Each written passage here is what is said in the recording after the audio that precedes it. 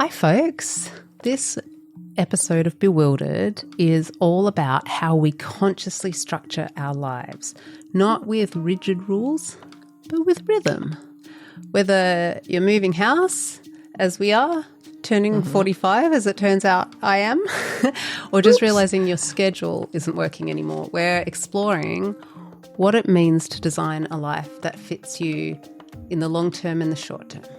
Yeah, so we'll talk about how change, especially disruptive change in your life, can actually be a really great opportunity to reset your habits, even your whole way of being, and how you can map your life, not by looking at some cultural checklist, but by listening to your own inner rhythms and the rhythms of the natural world as well. Also, our daughter is currently marrying multiple sentient beings, so clearly something about the way we're living is rubbing off positively on her. Okay, stick around. This one's about making a life that's just structured enough to hold your dreams without boxing you in. Hope you enjoy it. Hi, I'm Martha Beck. And I'm Rowan Mangan, and this is another episode of Bewildered, the podcast for people trying to figure it out. Like us. Yes, we're trying so hard and getting very, very little distance toward figuring it out. It's pretty subjective. I think how close I feel to having it figured out on a given day is pretty much how I feel about everything else.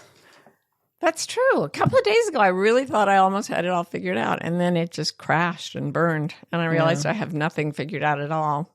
What are you working on right now as far as on the whole figuring it out front? Parenting. Which you'd think by my age I'd be done, getting it wrong. But no, because I recently realized, I thought that while we were in South Africa, our 4-year-old Lila had married one single golden retriever puppy named Waffle. Perfectly acceptable. Yes. She proposed. They had a marriage ceremony. She refers to Waffle as her husband. Mm-hmm. Waffle is... was it 8 weeks old at the time, which has that's moral the implications. Yeah, but then you told me that on the little vacation that she'd taken to a different part of South Africa, she also married a Maltipoo. What was the other dog? Let's not bring it all down to race. She married another dog. She married another dog. So she's now married to, she's a bigamist. And I'm not sure that I'm giving her a pattern of living that's going to make her fit in really well at school. Yeah. Yeah, it's like that right-wing shock jock line where it comes to gay marriage of, if you let men marry men, what's going to be next? People marrying cockatiels, people marrying golden retrievers. And it took our family to finally prove those people right. Oh, yeah. It's so funny to hear you say that. It sounds so posh to an American when you say, people marrying cockatiels.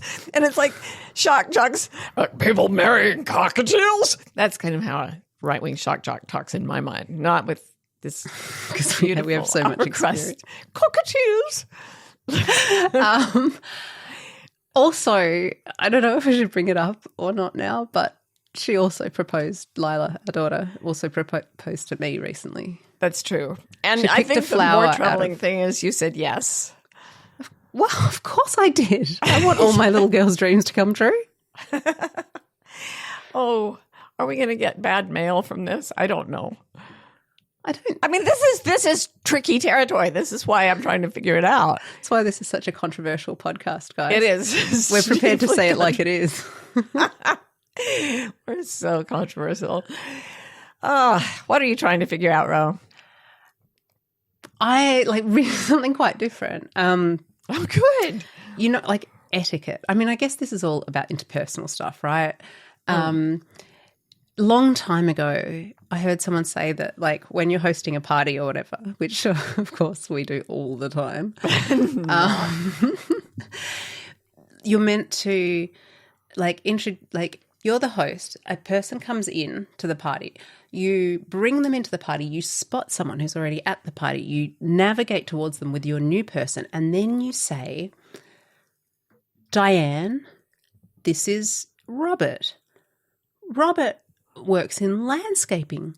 Diane is into she has like a plot at a community garden. Talk about that. I'm out of here. Bye. And that's called etiquette, right? Classic And wingman, sort of wing host etiquette. Yeah. So you find something that they have in common. So I'm often trying to figure out, I was going to say marry, but that's not the best word. Here it comes again. This is the issue. Reconcile the culture that I grew up with the culture in which I now find myself, Australia to the US, and always testing like what things apply in both cases. I'm always asking you and Karen, our other partner, like, do Americans say this? Do Americans do this? Would this be normal? I don't know why I'm asking you what would be normal. But so this came up with Karen a few weeks ago, and there's another layer to it, which is what's American and what's just Karen or you in a given moment. True. So here is what I'm trying to figure out. We're not representative. No, I do not think so. And yet you're my only go-to people, really. Any port in a storm, honey. Yeah.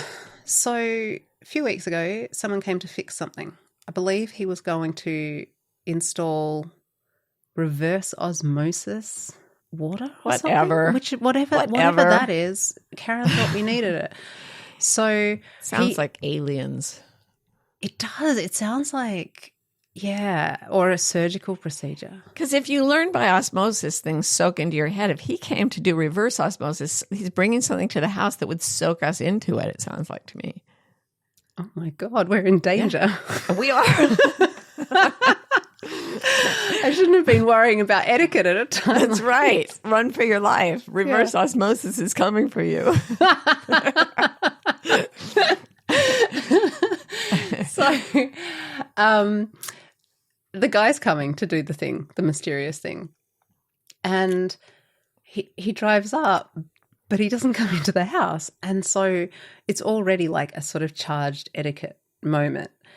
And luckily in our household, it's often Karen who does the small talk dimensions. And, people come to the house and she helps with them because we're way too autistic to do that.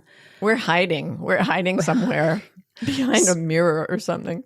So I was in the communal area not hiding for a while, for long enough for Karen and I to go, it's weird that he's not coming in. The dogs are like, no, he's there in the driveway,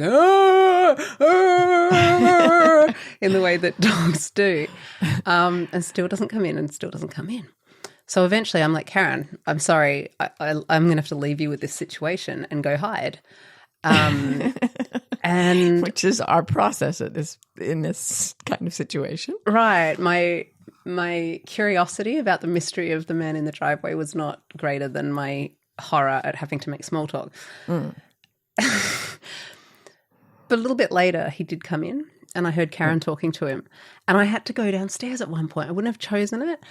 And it was at this moment that I got my lesson from Karen in American introduction etiquette. Uh-huh. I don't know if this is like funny or interesting if you don't know Karen, but this is how it went. I walked down the stairs into the kitchen where I find Karen and a man chatting. Karen turns to me the second I walk into the room and says at somewhat elevated volume, yes, with like apropos of nothing and with no preamble.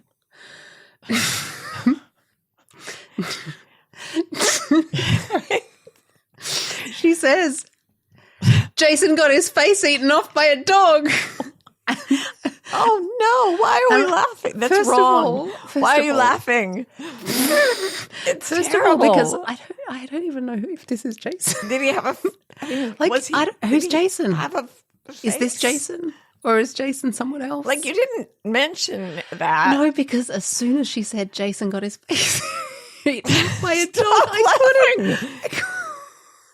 couldn't look at his face in case he saw me looking at his face to see if it looked like he'd been eaten off by a dog. Bro, we're going to get in bad trouble for this. We should not be.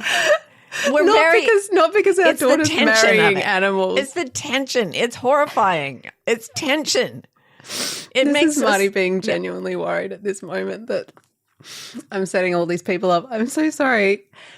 she didn't say, Ro, I've solved the mystery. It's a little bit awkward, but in his past, Jason had a traumatic experience with a dog. And so that's why he was like hesitant to come in while the two dogs living with us were being really noisy and sounding big, even though one of them in particular is not very big. So instead of like, so anyway, that's what happened. But this is Jason. He's going to reverse our osmosis somehow. He's had surgery, which I found out later. He looked completely normal. Oh, thank God. All that happened is she turned to me and in a loud voice just said, I remember this. I mean, I remember you saying Jason got his face eaten off by a dog. Like, and I would ask you, in American etiquette, what is the best rejoinder to such a moment? What did poor Jason do? We all just stood there. We all just stood there. My God. I've repressed everything else because I was just like, what's the She reaction? chose a very I'm unfortunate. sorry, or that's interesting, or are you better? How's the osmosis? Is it going forwards or backwards at this point?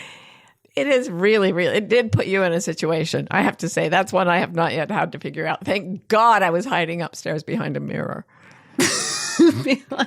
As is my wont. I love the idea of situations. You behind a mirror, and then someone comes to look in the mirror, and you're just this little voice going, "Oh boy, is that the best you can do?" Wow, that must be disappointing. That is what I say when I'm looking at the mirror from my side. All right, that's a hard one to figure out, and I don't know either because I am completely socially inept myself, as I think we've proven in this episode. And I think probably we've alienated everybody who is not going to come to our house and osmosis us to death. Married to a dog or terrified of dogs. Or both. Could happen.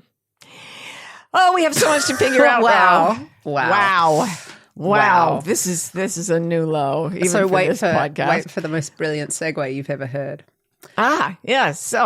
So all this happened and we had to move house. Hi there. I'm Ro, and I'll be your podcaster for today. Do you know how to tip your podcaster? It's actually pretty easy. You can rate our pod with lots of stars. All your stars. You can review it with your best superlatives. You can even subscribe or follow Bewildered so you'll never miss an episode. Then, of course, if you're ready to go all in, our paid online community is called Wilder, a sanctuary for the bewildered. And I can honestly say it's one of the few true sanctuaries online. You can go to wildercommunity.com to check it out. Rate, review, subscribe, join, and you all have a great day now. We could no longer stay in the place where our daughter had been marrying multiple dogs, and Karen embarrassed a man whose unfortunate past included his face getting eaten off by a dog. So we're moving house. That's what's happening. Yep. And that was a segue. This is now us in the actual podcast talking about the podcast topic. Moving house, eh? Doesn't it just tend to disrupt like everything in your life? They've done studies that show the place where you live has an incredible impact on your quality of life. So anytime you move, since we're territorial animals, there is the potential for huge disruption. Yeah. Yes, I don't cope well.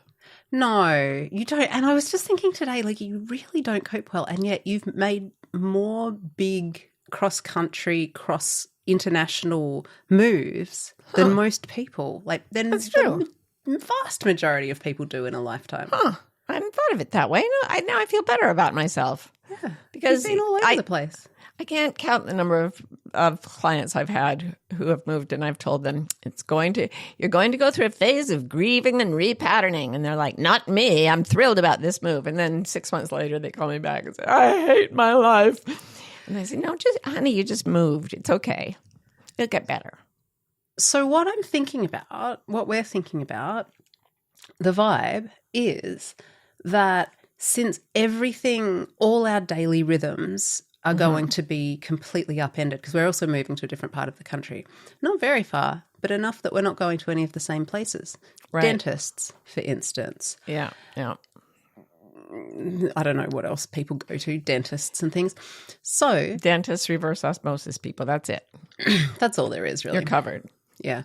So I was trying to think about like, okay, how are we going to consciously repattern our days, like take advantage of this upheaval to like restructure our lives day to day? It's exciting.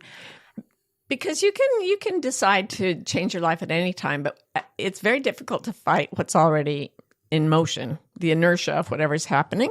Though you're trying your damnedest right now. Yes, I am. That's called inertness.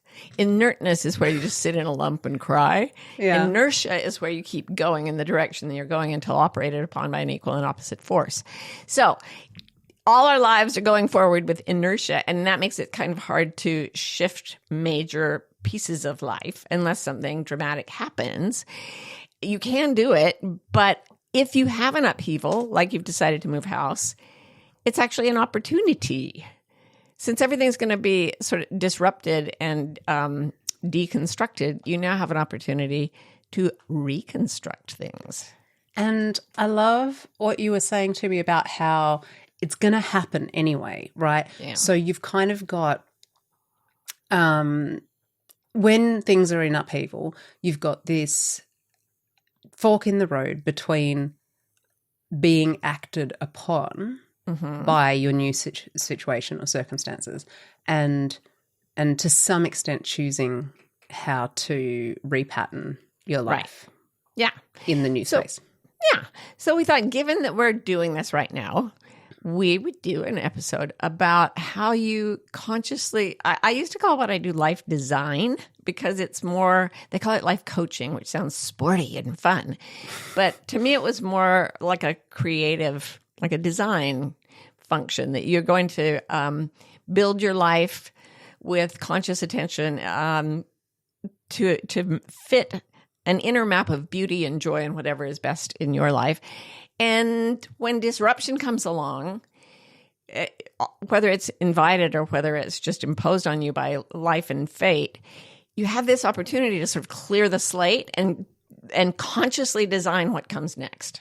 Yeah. Yeah. So I'm going to use moving for that. Yeah. And I'll say though that this life design stuff is fun to work with, even when you are more or less in a rhythm. Like, it's not only during huge upheaval that you can make these changes, but it's all about us, and this is what we're living right now. But not anybody out there, whether they want, for example, to reverse their osmosis or whatever they want to do. It's actually reversible, I've heard. People used to think it was progressive, but it's actually reversible. I think it's remitting recurring osmosis. So anybody out there might say, oh, life design, that's kind of an interesting concept. I wish to do that despite the fact that my life is completely in a state of complete inertia.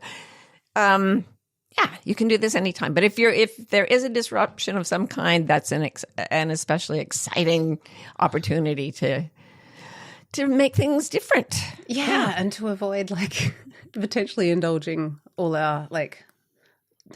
those like ruts that we can fall into when we're not being conscious about stuff, right? So for instance, for me, I suddenly realized very recently, too recently, could have realized it earlier, that I'm about to turn 45 years of age. Ooh. Could have predicted. One would think that if you had applied your well-trained mind to this issue, it could have been predicted. No, that's true. That's true. But in fairness, you just did say, I can't count the clients who've said to me. And I'm like, well, look, neither of us is particularly good at math, okay? So whatever. Like, we're doing our best. Stop moving.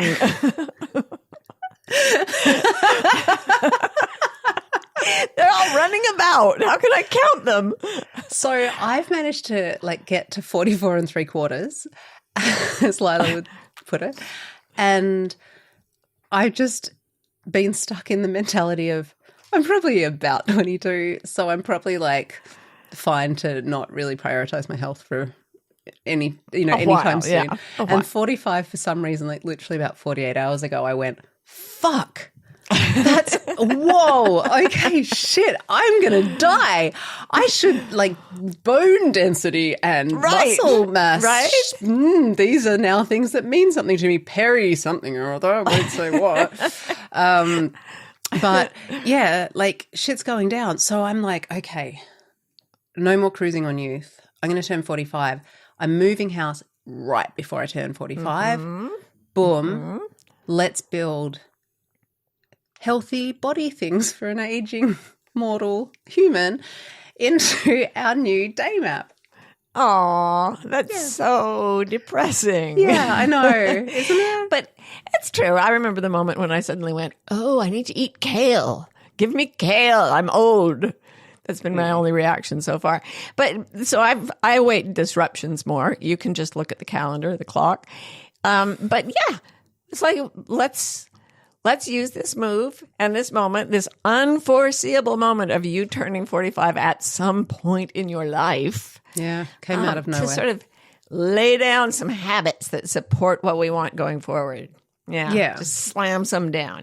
Yeah, because I think, like, I sort of have two modes, and we have discussed these ad nauseum on the podcast, but in case someone's tuning in for the first time, my two modes are, I am a productivity junkie and I am high performance, or I sit still. That's it. I not move. I not move. I am of the not moving persuasion. And yeah, so you either like run about doing things sort of without a plan, or don't move at all.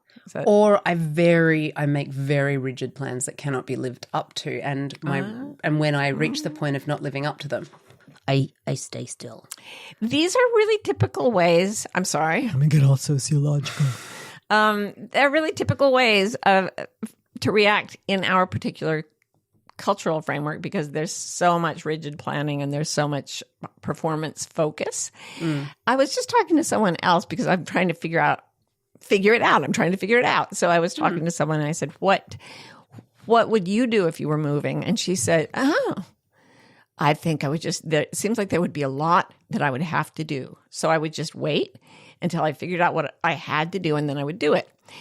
And I thought, that is the cultural default that we have from, like, showing up at school and having our days given to us and not being allowed to say, no, I don't want to sit at the desk right now. I want to go somewhere else. Or I would rather not learn Spanish. I would rather learn Japanese or whatever. Like the schedule was given to us with some parameters sort of changeable, but then you go to a job and you're told what to do. So the cultural default basically says to the individual, wait until you are told by external forces how your time should be used and what your experience should be, and then do it. But don't plan anything else, because we want you at our disposal. We want you to do whatever external forces impose upon you. God, it's so true, because I just think about, okay, just say, there's variations. Finish school where your days are handed to you, go to college where your days are handed to you. Bit more flexibility with your schedule. In Australia, there's a real thing between people who say schedule and people who say schedule. Ooh, I won't which get is into better? it. Oh, mate, don't. Let's not open that can of worms. Oh boy. I thought the multiple dog marriages were going to get me in trouble. No, you're going to start a civil war go ahead in Australia. Talk us through your schedule. So the cultural kind of thing that gets handed out is then you go to college, then you get a job, and then you're, like, arguably in, like, an office under fluorescent lights. I always think of the fluorescent lights, between 9 and 5. And at lunchtime, the culture tells you should get a salad. So you go get a salad in a plastic container and eat it with a plastic fork, and like sit outside and look at the sky for about 35 seconds and then go back in. And then I just realized how cultural the other stuff is as well. Like, just the fact that before work, I go to the gym. Like, there's just all these narratives about what you do with your non-prescribed time as well. And then circumstances often define a lot of them too. But so I think already there's something a little bit renegade about the idea of designing life at a day-to-day level, right? Because we're mostly thinking about that the aspects of choices we make are like, what am I going to major in? Yeah. Yeah. You know, what should I apply for this job or that job, which are huge, but they're at one level removed from what does our day-to-day look like. And I wanted to talk about day maps because this was something that you introduced me to.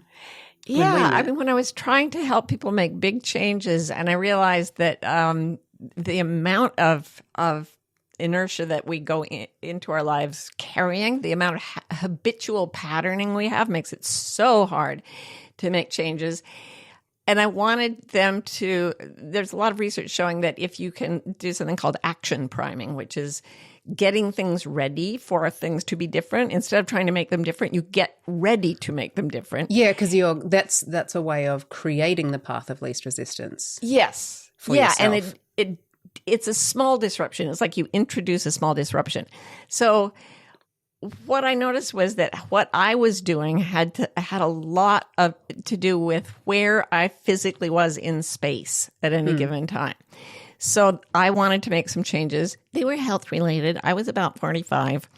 And I literally I wrote on a clock face where I tended to be at any point in the day. So like I'd wake up in bed at like 7 o'clock, and then I would sit on my meditation cushion until 8. And then I would go into the kitchen, and then I literally put the places that I went.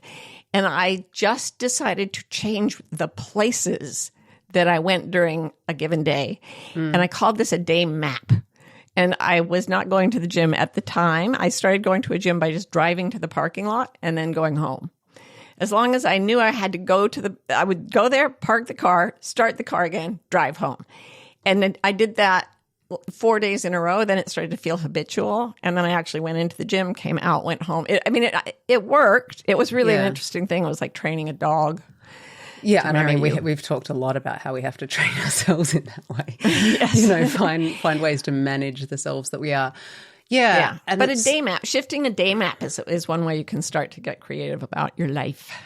Yeah, I love the idea of adjusting the geography because you don't hear that very often. But I think about myself like it's a hack, right? And when people talk about hacks, they mean how to trick yourself. Yes. And so the way to trick yourself, because I think about I don't go to the gym, so I need to go to the gym. I'm on the couch. I am inert on the couch, and I want to be inertiated on my way on my workout. But couch to working out, that's too far, right? Those two states are way too different. And so what I can do is say, this is just a nice little walk or car ride or whatever. That's nice. You can listen to a podcast in the car. That's all you're doing. That's actually, I try not to get too coachy, but put some positive reinforcement in there. Like listen to a podcast that you enjoy on your way. Ooh, you're going to find yourself repeating that action. Yes. Like I was saying. Sorry. I love how you're like, I'm a life coach, so I'm going to interrupt you saying the thing to do by saying, that's actually the thing to do. I'm a coach. Yeah, I know. That's why I was saying it, dude. So I can go from on the couch mode to going towards the gym mode. And what I find is when I'm like at the gym, like I've pulled up, I'm like, I would love to work out. I'm already in motion. There you go. Exactly. And like all I need to do is like lift a few weights, which is fun and never as exhausting as I think it's going to be. So yeah, that sort of incrementalism, but starting with where are you? And for our lifestyle, that's really relevant. So for instance, where we're moving to a much smaller place, and I am looking into doing some of my work in a co-working space for the first time. And I'm so excited about that, but it is going to radically change where I am day map at different times in my day map. And so it feels like a really rich place to start. But before we do, I want to like backtrack and go, all right, so what is our cultural kind of programming in terms of life design at the day level and forget the how. Let's go back to the what. What does the culture tell us we're supposed to do with our lives? Yeah, and I think it's like generally avoid change, aim for comfort, stability, homeostasis, right? Yeah, and the cultural, a combination of the sort of socioeconomic rules and the cultural stories of how people live each day, you know, when they go shopping, when they go dancing, whatever. In other words, as usual, culture is telling us you don't get to follow your own rhythms. You don't get to go to the places. Your day map looks like everyone else's day map, and it follows a cultural norm, and you just let that be. You don't mess with it. Yeah. And it's funny because it's all tricks and traps. Like there's a trap in that you can like import culture when you try to say, I'm taking control of my own destiny. I'm going to marry 2 dogs and my mother. But then you end up importing like a cultural rigidity into that, which is what I was talking about before with the, now I'm a productivity maniac and I wake up at 5 and I, do 3 reverse osmosis backflips before I get out of bed or whatever.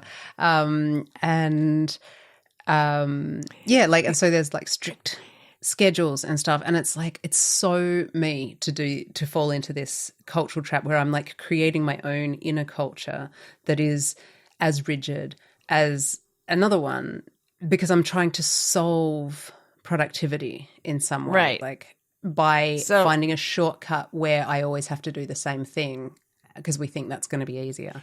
Yeah, so you start out with, okay, I am going to be wild and free and design my own life. I'm going to make everything the way I want it to be. And you envisage what you think you want your life to be. And then you write out a day map and a schedule and everything about how it's going to be different. And then you rigidly try to conform to that. Yeah. But so what you've done is failed to notice that it's not just the day map, where you go and what you do, that is part of the culture. It's the idea of rigidly conforming to a pattern and forcing yourself to sort of toe the line, be at exactly that place at that time. So this may sound contradictory because we're saying invent your own way of doing things and do it. But also we're saying maybe not do it the way you did the other culture. Maybe obsessive control is the part of the culture that you need to leave. People tend to change the form of what they do, but then impose very rigid rules on everything. I mean, as our listeners may not know, if they've managed to run screaming away from me every time I ever show up anywhere, I was raised Mormon. And it's really interesting that the early Mormons went way outside the cultural rules by deciding that polygyny, actually, one man marrying many women, was the way that they were going to live their lives. But what was interesting was they went off the cultural map by being polygamous. I know I'm married to multiple women. You didn't say it, but I saw it in your face. I know. It's ironic. Go ahead. Just press the irony button harder, Ro. Hurt me more. Well, all right. With polygyny, it's the first time I've ever heard the word polygyny. And I was just... Polyandry is where one woman marries many men, and polygyny is where one man marries many women. But that's just like going many vagina. Many vagina. No, it isn't. Polygyny. I will go to any graduate seminar with you, and I will raise my hand and say polygyny, and you will say mini vagina, and we'll see who gets along better. Many vagina, not many vagina. My own wife can't even understand my accent. No wonder I struggle. Many vagina. No, here's my point, though.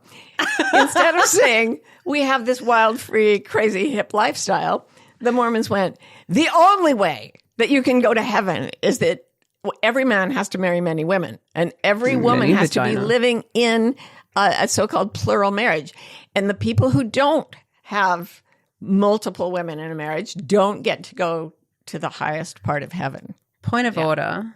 Yeah. I don't know much about maths, as we've established. Yes. Isn't there a problem if all men have to have multiple wives? Isn't there at some point going to be an arithmetical quandary? Not if you kill enough men. Now you're talking my language. Well, that is one of the points. But interestingly, historically, women were more religious than men, and more women tended to end up in the Mormon church. But I've got a whole set of sociological observations around the results of polygamy that my own ancestors, not too far back, sorry, Martin. I don't mean to be pedantic, but I think the term you're looking for is polygyny.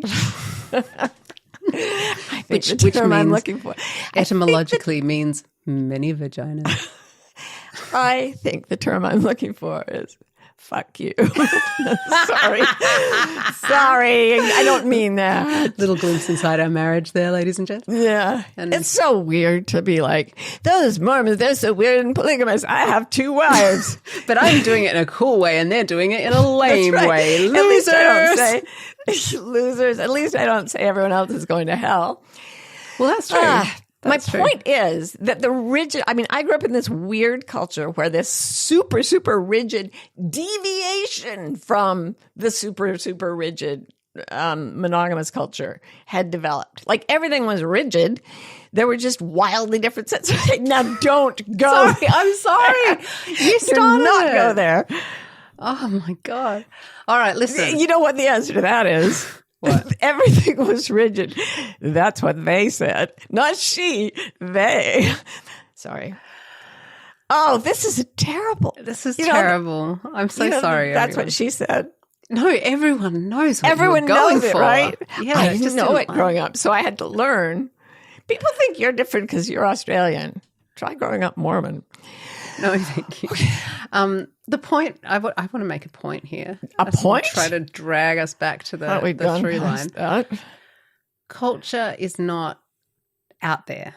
Culture exists because of like our psyches have certain tendencies and we tend to create in macro what we are in micro, right? And so, and they're all just hacks. Oh, it's more convenient to do it this way. And the same way I get addicted to productivity and get really rigid in that, that's what we do at societal level. So it's like culture is living inside us as well.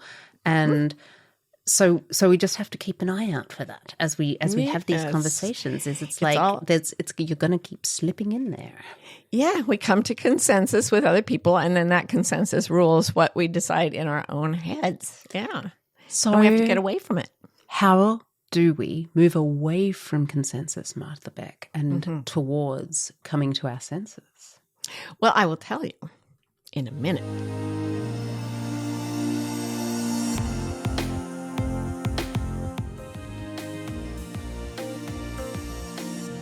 So you were just about to tell us how we come to our senses. Yes, in terms of utilizing a disruption in your life to practice some good old-fashioned life design. Remap our days. Yes, remap your days. So it's not about making a different schedule that you can then follow rigidly in the manner that you have rigidly followed other schedules in the past. And it's also not about being curling up on the couch or behind a mirror and pretending that nothing is happening and going la, la, la, la, la for as long as you can, and so that you never have to do anything, total passivity. It's actually about crafting something that reflects your values, has an ideal of some kind, but also leaves space to respond to nature. So the parallel of culture is nature, yeah? Right. Yeah. So you're saying so my values are I want to age with as little decrepitude as possible for as long as possible. So that's the value that I'm now following in how I'm approaching this remap. Or you could call it an ideal, whatever your objective is, what you want your life to be like. Yeah. You choose the general image of what you want to create. Coming from a design perspective, if you thought of it visually, you want a general image of something that for you looks healthy and vital and youthful. I love this, right? Because the reframe is like I've just recently been reading more of these productivity and habit books. And so the cultural model is here is your goal, right? And then incrementally every day you take XYZ step, and that is how you reach your goal in this finite number of steps. Do you know what I mean? Like it's rigid, but it's also very linear and very, God help us, numerical. And I love the way that what you're doing kind of brings it into more dimensions. Like you're actually starting to draw a picture, and that feels more natural and less constrained. Yeah, we really do live in this sort of arithmetic way of setting up tasks and time periods. And that is not how, other animals that don't measure time, they still do things that please them, but they don't, they never get stuck in a mindset that goes away from their original nature. Right, that overrides. What? That overrides. Yeah, they never override nature with culture. Yeah. Unless they're like forced to or trained to by humans, who are the only ones who do it on purpose. But it starts, as you said, culture exists outside us, but then we import it into our heads. So it's inside our heads that we have to start shifting the map of our lives when we want to design a life that works better. And the way that I always start with people, with clients or with myself, is to look at the sense of yearning or longing, which is such an interesting. I actually thought years ago that I would solve yearning because I experienced it as painful. I still do sometimes. But the more I work with people and the more I work with myself, actually, as I get older, yearning becomes more and more and more central to forming the life that I want to have and helping other people form what they want, because the rules are changing and society is sort of breaking down and getting weirder all the time. And what I've found is that if you're mapping out beyond the known world, if you're in the place on the map where it says, here be dragons, which is where a lot of us are these days. Yeah. That's right. The way you map the territory, the way you know which direction you want to go into, here be dragons, into the unknown, is by feeling for what causes the sense of yearning and letting yourself sort of abide in the sense of yearning until it starts to draw you a picture or sing you a song. It's information. Very arty. Yeah, it gives you information about what you want to experience, and that becomes a kind of compass, and you can start turning toward parts of the map that are likely to have that kind of experience. Do you remember there's some scene from Seinfeld where George Costanza, I think they're in the diner, and George Costanza just says, "Do you yearn?" I yearn. Oh, we're all yearning, but we're living in a New York sitcom, and we don't have a place for our yearning to become matter because we don't abide in it, as you say. Enough. It's a sitcom about nothing, too. So we're all kind of, we think of sitting in a sitcom about nothing and finding your yearning and like actually sitting with your yearning and asking it for information about where you want to go next and what you want to experience. It's almost like yearning itself is the map. Yeah, I truly believe that yearning is like the tool of the human imagination that it uses to create unprecedented things. Because if it's precedented, if you already know what it is, you can desire it. But if you don't actually know quite what it is, yearning will tell you how you want it to be more or different. Or tell me the difference between the feeling of yearning and the feeling of desire. Desire is like, I see that car and I really, really want the car. Yearning is when you look at the car and suddenly you see yourself driving down a highway in that car and there's someone with you and there's a song on the radio and there's a feeling state of joy or liberation or whatever it is that you are now associating with that car. What you're yearning for is not the car itself. It might be involved in it. What you're yearning for is a feeling state. And that's what I've found people are always yearning for is a feeling state.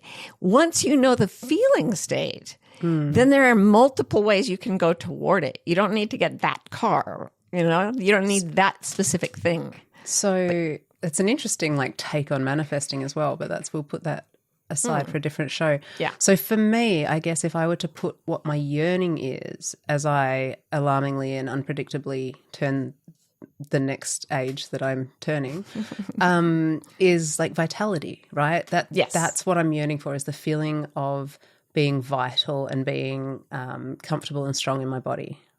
And if you start to think about the feeling state that you're yearning for, you'll find that images come up. Like you'll find that when you're imagining that feeling, there are also, people around you, things are happening.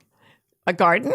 Yeah. I thought you said a gun. Like, no. Just for if I fail.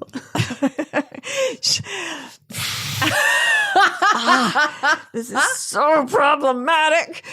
Okay. Yes, a garden for you. For you, the feeling of vitality involves a garden. When I think of vitality, it involves walking outside, long distances. So the yearning is a feeling state that drags us into the design, which is happening, I think, outside of the cultural mindset, which is like left hemisphere dominated and sort of thinking along established lines, and into the unprecedented type of connections that are made mainly in the right hemisphere of the brain. Yearning is sort of the royal ticket to getting the map drawn for you before you even explore it. Right. So we're moving towards like building our days and our day map around that yearning, but not importing someone else's idea of what we should be doing to get there. Like it may not look like go to the gym at 7 a.m. and do burpees, but whatever they are. So yeah, you can sort of combine this sort of practice of day mapping with the original design work of yearning. So the way, and you make a map, you make the day map you yearn for. So I would make a day map that says 6 to 8 a.m., go for a walk. I actually have been doing that. Can I ask you though, if you're doing this day mapping, are you doing like a template for the ideal?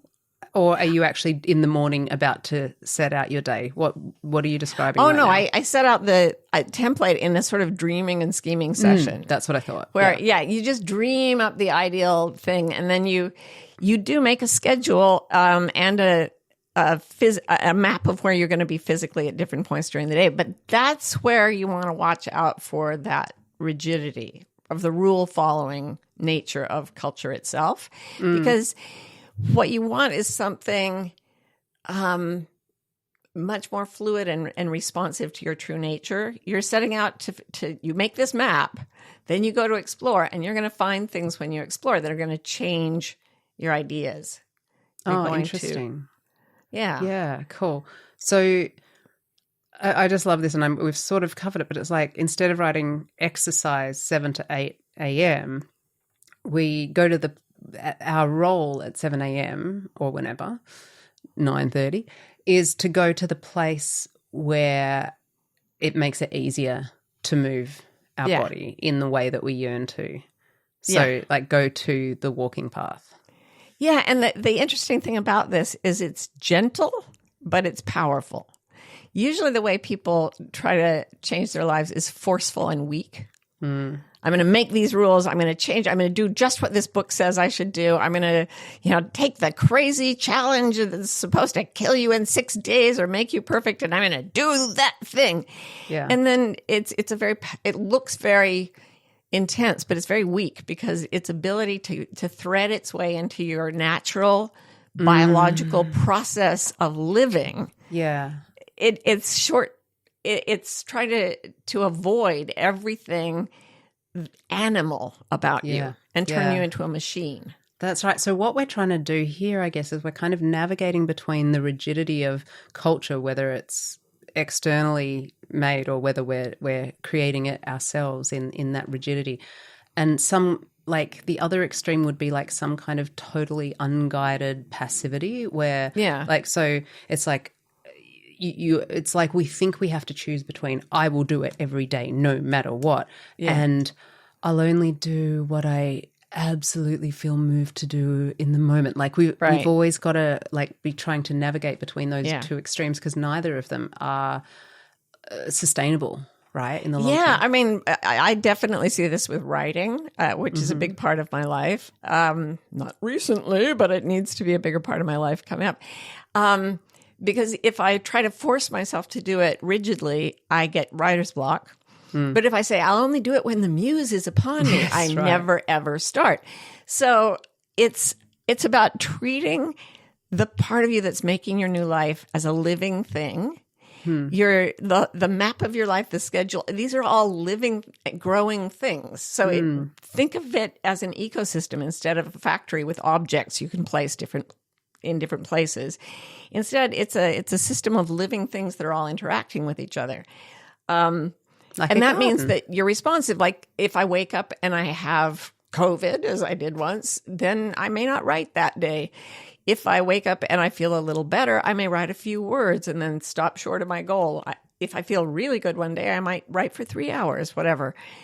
Do you remember we were talking to someone recently about the rains in Australia? I bless the rains down in Australia, and how it was finally raining, and so the farmers were able to put the wheat crop in. Right, yeah. And they had been holding back because the time to plant wheat had come and gone, but there was no rain. So if you put your wheat in the ground, it just dies. So they'd been waiting, and now they were going to plant the wheat because the rain had come. So culture says, just plant the wheat. But they have that plan, and then they have to be responsive to what nature is doing, so that the wheat can actually grow. Yeah. So yes, being sensitive to nature as you set out to change your life and design your life is the fundamental ground of what will make you successful. You have to be sensitive to the fact that everything is nature, not culture. Yeah. And that means sort of understanding nature and really dwelling in nature, right? Yeah, that's the thing, is drive to the gym, but then be very, very sensitive to what your own body is feeling. But also, listen, if the roads are blocked by snow, understand enough about snow to go, oh, that might actually kill me, rather than making me live. You don't know very much about snow, do you? No, I don't. I know less than nothing. It's all right. Where we're going, you're going to get to know snow, honey. Oh, you're going to get to know snow so well. But you're absolutely right. The thing about nature is that we tend to trivialize it when we're in culture. Like when Rachel Carson wrote Silent Spring, a book that for the very first time said, we are part of nature and we are killing ourselves when we kill nature. She was mocked right out of existence almost, because people thought it was so stupid that nature had to be understood. What we need to do is follow our schedule. We are not nature. Nature just does its stuff. Well, and we dominate it into submission. Yes, we dominate it. Yeah. And we didn't even have the concept. And this was just in the 50s. This wasn't like hundreds and hundreds of years ago. This was in the 1950s. People really considered human life to be dictated by factory-like schedules without any consequence from nature. And what we're saying is we are still sort of outgrowing our inability or our training that says we are not supposed to tune into every situation as it unfolds, because it is filled with multiple interacting, living factors. And that's so hard to quantify in advance and build the template around in advance. And so that's why we try to create the foolproof no matter what thing. Oh my God, can you talk about the mouse's ear? The thing about the mouse's ear? Oh, yes, the mouse. I hope this is a thing. I hope you don't have like a mouse's ear in your cupboard somewhere. Not until I turn 45 and I need it for the ritual. You will be given a mouse's ear. Yeah, I read once like a farmer's almanac. And it was from the place where I grew up, where there are a lot of aspen trees. Can you see her like being so scared of being fact checked right now? She's like, well, no, I mean, this isn't for everywhere. It is literally true. Well, this is just the point. It's not for everywhere. And you have to be that specific when you're dealing with nature. So it said that I can't remember what you were supposed to do, but I think it was putting in a crop of some kind. You were supposed to do it at the time in the spring when the aspen leaves on the trees were the size of a mouse's ear, which is so, like, everyone, for one thing, everyone in that society knew how big a mouse's ear was, which not everyone does. And then you have to be so attentive to the trees that you notice the day on which the aspen leaves are the size of a mouse's ear. And you know that that's when the soil is right to put in a crop. The amount of, there's almost this artistic love affair with nature, the sensuousness of it, the sights, the sounds, the interaction with every bit of the ecosystem is so sophisticated. And we evolved to be completely responsive to that. And then we've been acculturated to be non-responsive to it. No, that's right. And it's not that it's completely responsive. There's still an order to be kept there. Mm-hmm. Yeah. There's still an order there, but it's not at 9 a.m. on January 15th. It's when this moment comes. And I would add that about a mouse's ear, like it depends on the mouse. So if you wake up and you've got COVID How old is the mouse? Yeah. Which mouse is this? Speedy Gonzales? Mickey Mouse? I think you'll find very different. How do you like my American cultural references? Very good. Yeah, thank you. How big was Mickey Mouse? Okay, we'll do that some other time. Go on. Yeah, we need to get a ruler out and figure this out. So if you did wake up with COVID that morning, you know that it's still going to be more or less a mouse's ear tomorrow. Do you know what I mean? Like we're not having to be to the millimeter. We're just getting a feel for the moment in the season. And I just love to think of how much reverse engineering, which is a terribly cultural way of talking about it, but like, oh yes, that we had a great crop the year that we planted when the aspen leaves were the size of a mouse. Like, right? Oh yeah, that's true. It was the year that the aspen leaves were the size of a mouse's ear. I just love it. So yeah, so it's like between like rigidity and complete looseness. It's like informed and tactile and intuitive and moving. There are these things in sociology. There are certain people that you call key informants because they're the people that watch all the other people. And it might be someone who, like, it's Madame Defarge in A Tale of Two Cities, or it's the busybody. It's the busybody. Yeah, somebody who knows everybody and knows everything and wants to talk about it. They're called key informants. And then in biology, there's something called a keystone species, which is like a species that has an influence on the environment such that other animals their lives sort of depend on the conditions created by the keystone. So beavers are the classic keystone species. They make these dams, then that creates ponds and wetlands, and suddenly you've got totally different biological systems arising, different numbers of moose and wolves and everything based on the fact that there are beavers in the area. Okay. So I like to look for what is the key thing, what is the key piece of information, what is like that aspen leaf. Yeah. The aspen leaf is like that is a tell for the whole of nature being ready to grow the crop then. Right. Because you can't follow everything logically. No. You can sort of intuitively, but you look at the thing. Like, for example, when we've been in South Africa, there's a particular barking sound where there are all these sounds going on in nature, but if there's a barking sound of a certain timbre, all the trackers look up and they look toward it because it is the bark of a kudu. It's the alarm call of a kudu. Kudus never lie. Hashtag. That's what we've been Kudus told. never lie.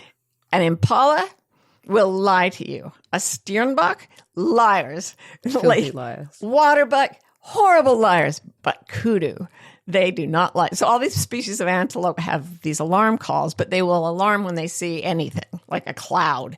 So you can't know when you hear an impala alarming that there's a predator nearby. But when a kudu barks, it's like, we're going over there because kudus never lie. That's the key piece of information. So for me, like, if you look for the key piece of information that says, are you ready to write or not? Right? For real. Like, if you were going to work on your writing, what's the key thing? What is the aspen leaf or the kudu bark in your system that tells you you're ready? At the day-to-day level? Yeah. I have childcare for the next 2 hours. No, seriously. Like if I Seriously, was yeah. looking ahead, it's like if I don't have childcare, that I know for a fact that I won't be able to enter the mental space that I need to sustain in order to write. Yeah. Oh, that becomes really when you have a kid, that becomes a massive key ingredient, doesn't it? What about Wow. you? What's your writing keystone? Have I had enough sleep? It's 100% sleep. And I've done so much writing at night, doing all-nighters, trying to be a working mom. That's bad. And I finally learned that is actually the way to destroy my body and my writing career. I have to have had sleep. And that was not the key thing I was looking at for a long time. And that's why I ended up being hospitalized for exhaustion, And it wasn't good writing at that point either. It was just kind of trying to drive it like a factory. It didn't work.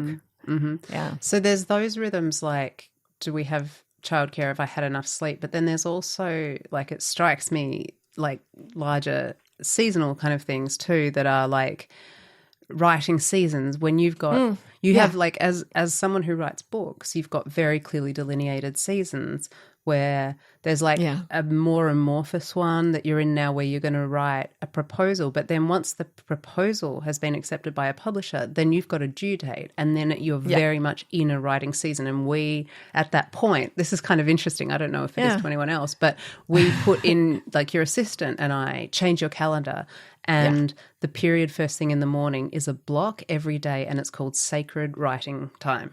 Yep. And that means I have to go to a place that my body associates with writing after I've done it a few times. And if I go to that place and I've had a decent amount of sleep, I can go a little short, but the map will carry me to that place at that time and I will be able to get some work done. Right. And that actually is a really blissful way to live, to put the seasons in place for what you love, and then to create this gentle way of moving the animal and its natural inclinations to the place where it will want to do its creative work. Yeah. Well, and hopefully this co-working space is going to be that geographical node that becomes the keystone, like as thing where if I need to be away from my child, I'll figure out something. I won't just leave her wandering around on the street. But yeah, so marrying dogs left, right, and center. And like so for me, I'm entering a season where suddenly, unforeseeably, I am going to turn 45, and my health suddenly steps forward and goes, Are you ever going to think about me? And like it's a different focus too in this season, because in the past, when I sporadically and occasionally think about my health, it's much more been like a cosmetic thing. How is this going to make, like, do I want to look nice? Right. And now it's much more about like strength and vitality and all that, like bone density and stuff. And it totally has a different focus. So then I go to different places, right? Right. Yeah. And it's interesting because you've shifted from avoiding the bad, which is, avoid the negative consequences, which is the way we're socialized usually to keep ourselves in shape or whatever we think our health should be like. You've switched from that to the yearning for vitality, which is a very different, it brings in a different picture, and it means that you're cultivating the good instead of avoiding the bad. And cultivating the good requires that responsiveness to yearning, to responsiveness to seasons, responsiveness to the way things shift and the aliveness of it all. So like living life this way, designing it and living the design is not one of those set it and forget it things where you put in a schedule and just do it. It's more like I had a client once who was a terrific surfer. And he said, when you go surfing, you're dancing with the ocean, and she always leads. So you take your surfboard out there, you take your yearning and your desire and your plan and your day map, and then you let nature lead. Right. And she does. So we set intentions via our yearning, but as we enter the individual moment, we're alert to feedback from the environment, right? Like what's working, what needs adjusting, and that combination of factors keep us in like a gentle structure, right? That keep us from like collapse or tyranny. Right. And yeah. Yeah, and like I heard this thing about most days as a way of looking at that, and I think most days could be a like a way to operationalize this what we're talking about, where it's like, yeah, on most days it matches my yearning to do this, and I remain responsive to the environment. Right. Yeah. It's consistent, but it's soft as well. Yeah.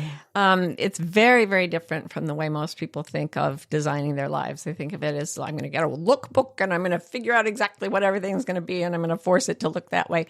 And that's very left hemisphere dominated. And if you can take that plan, it's perfectly good. You just need to use all of your brain.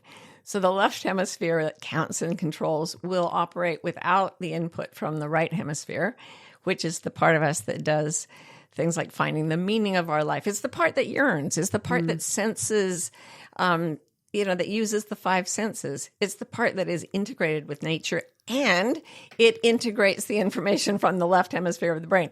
So it's not left hemisphere dominated versus right hemisphere dominated.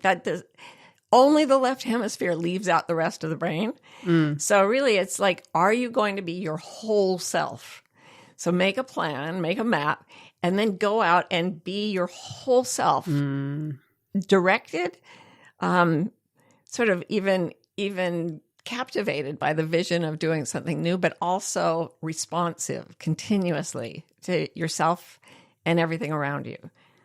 Yeah, where you can hold plans and feelings at once, right? So it's not about rigidity versus freedom. Yeah. There's a like third way, which is designing a life with care and attention, and then letting the ocean lead, letting nature co-lead us. And isn't that in a way like the miracle of being human and having access to the kinds of minds we have, is that we get to do both. We get to let these two capacities that we have support each other. And that's a nice feeling life. Yeah, that is the feeling that people get when they go out to surf or they go out to play, to do anything that makes us feel intensely and vitally alive. That is how we stay wild. We hope you're enjoying Bewildered. If you're in the USA and want to be notified when a new episode comes out, text the word WILD to 570-873-0144. We're also on Instagram. Our handle is Bewildered Podcast. You can follow us to get updates, hear funny snippets and outtakes, and chat with other fans of the show. Bewildered is produced by Scott Forster with support from the brilliant team at MBI. And remember, if you're having fun, please rate and review and stay wild.